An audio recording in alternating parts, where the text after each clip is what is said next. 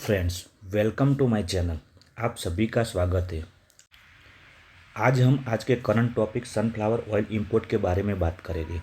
आज हम इंपोर्ट और एक्सपोर्ट के परिप्रेक्ष्य में भारत से संबंधित कुछ इम्पोर्टेंट मुद्दों पर चर्चा करेंगे। आप सभी के लिए आज का टॉपिक महत्वपूर्ण होने वाला है, तो वीडियो के अंत तक बने रहिएगा। हम शुरू करते हैं आज का करंट टॉपिक। दोस्तों, आज का टॉपिक है सनफ्लावर सप्लाई के बारे में। सनफ्लावर ऑयल सप्लाई के मामले में रशिया ने यूक्रेन को ओवरटेक कर लिया है और रशिया बन गया है इंडिया का टॉप सनफ्लावर ऑयल सप्लायर, क्योंकि भारत अब ज़्यादा से ज़्यादा ऑयल रशिया से कंज्यूम कर रहा है। जो कि 2022 में भारत यूक्रेन से क्रूड ऑयल इंपोर्ट करता था। भारत 2022 में अधिकतम मात्रा में यूक्रेन से ही क्रूड ऑयल इंपोर्ट करता था, पर अभी रशिया ने यूक्रेन को ओवरटेक कर लिया है और भारत ज़्यादा से ज़्यादा सनफ्लावर ऑयल रशिया से कंज्यूम कर रहा है। इंडिया एडिबल ऑयल का सबसे बड़ा इंपोर्ट करने वाला मार्केट है, क्योंकि इंडिया में एडिबल ऑयल की सबसे ज़्यादा मांग रहती है। हम 2025 पे नज़र करें तो भारत ने रशिया से सनफ्लावर ऑयल 815 मिलियन US$ का इंपोर्ट किया है, जो कि ज़्यादा मात्रा में है। वही यूक्रेन से सिर्फ 374 मिलियन डॉलर का इंपोर्ट हुआ है। आप देख सकते हैं कि कितना डिफरेंस है। इंडिया हर साल nearly 25 million ton edible oil का इंपोर्ट करता है। India consumes nearly 25 million tons of edible oils annually.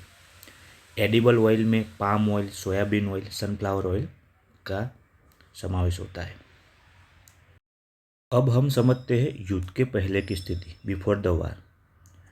Ukraine supplied 60 to 70% of India's oil imports. मतलब कि इंडिया यूक्रेन से 60 से 70% ऑयल इंपोर्ट करता था। दूसरे नंबर था रशिया और तीसरे नंबर था अर्जेंटीना। पर अब स्थिति कुछ चेंज हो गई है। उनके कुछ रीजन्स भी है, आइए उनकी चर्चा करते हैं। पहला रीज़न है चीपर प्राइसिंग, सस्ता दर। रशिया यूक्रेन से 10 से 15% कम दाम में भारत को ऑयल सप्लाई करता है। और दूसरा रीज़न है करेंसी एंड पेमेंट फ्लेक्सिबिलिटी। मतलब कि रशिया ने रूपी रूबेल ट्रेड मैकेनिज्म्स को अलाउ कर लिया है। उससे करेंसी एक्सचेंज करने में फ्लेक्सिबिलिटी बढ़ जाती है और ट्रेड भी ज़्यादा से ज़्यादा होता है। उनकी कुछ इफ़ेक्ट्स भी है, जैसे कि भारत और रशिया के व्यापार संबंध में बदलाव आ सकते हैं। मतलब कि भारत और रशिया के बीच व्यापार संबंध मजबूत हो गए और ट्रेड ज़्यादा से ज़्यादा होगा। भारत की तरह अन्य देश भी रशिया से सनफ्लावर ऑयल की आयात स्टार्ट कर देंगे, क्योंकि रशिया के दाम कम होने पर अन्य देश भी ज़्यादा से ज़्यादा इंतजार नहीं कर सकते। वो भी सस्ते दर पर ऑयल खरीदने के लिए रशिया से इंपोर्ट करना चालू कर देंगे। भारत पर अमेरिका का दबाव भी बढ़ सकता है, क्योंकि अमेरिका इंडिया पर दबाव डाल सकता है कि आप रशिया से ऑयल कंज्यूम नहीं कर सकते। मतलब कि पॉलिसी कंसर्न्स फॉर इंडिया। उससे price impact on Indian consumers, Indian local consumers पर भी प्राइस का इम्पैक्ट होगा। जैसे कि 2022 में 180 रुपया प्रति लीटर भाव था, वही 2025 में 135 से 140 रुपया प्रति लीटर हो गया। इससे लोकल मार्केट में कंज्यूमर की संख्या और अब हम बात करते हैं रशिया और इंडिया के बारे में। रशिया, जो कि largest producer of sunflower oil है, मतलब लार्जेस्ट कंट्री है जो सनफ्लावर ऑयल का प्रोड्यूस करती है। वहीं India largest importer of sunflower oil. India एक ऐसी कंट्री है जो ज़्यादा से ज़्यादा, सबसे ज़्यादा सनफ्लावर ऑयल कंज्यूम करती है।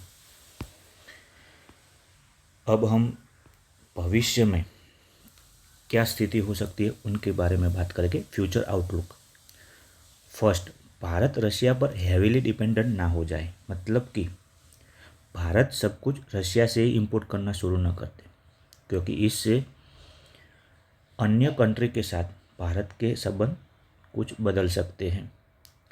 और दूसरा, भारत की न्यू ट्रेड अग्रीमेंट्स रशिया से कर long term sunflower oil supply बनाकर रखना चाहिए, क्योंकि उससे सनफ्लावर ऑयल का सप्लाई सदंतर बना रहेगा और भारत के लोकल मार्केट में जो लोकल कंज्यूमर है उनको सस्ते दर पर ऑयल मिल पाएगा और उनकी प्राइस कम होगी, तो ग्राहकों के लिए वो फ़ायदेमंद रहेगा।